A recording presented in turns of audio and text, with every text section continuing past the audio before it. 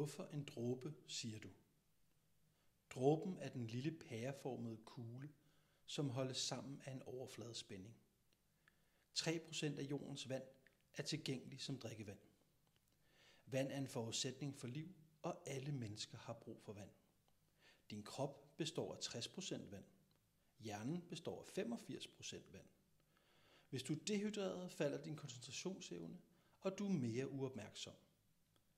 Når regnen falder, er du måske mere til purple rain end high water. Men når vores børn hopper i en vandpyt, er livet rigtig godt. Man siger jo, at en dråbe sætter ringe i vandet. Et skoleliv sætter ringe i vandet på børnenes liv. Deres viden, deres fællesskaber, deres passion, deres arbejdsliv, deres by. Det er dråber, der forbinder os med hinanden. Ligesom vand bruges til at lede strøm, så er læring elektrisk, og synapserne i hjernen eksploderer som et festfyrværkeri. Når vi ser børnene, så kan de være som 2 dråber vand. Hver og en har de deres egen værdi, og sammen er de et hav af muligheder.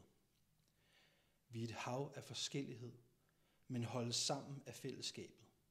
Derfor hjælper vi også hinanden, når bæret flyder over. Vi ved godt, at vi bare er en dråbe i havet, men sammen er vi også et brusende ocean. Hvorfor? Fordi Klejdrups dråbe, den er vi.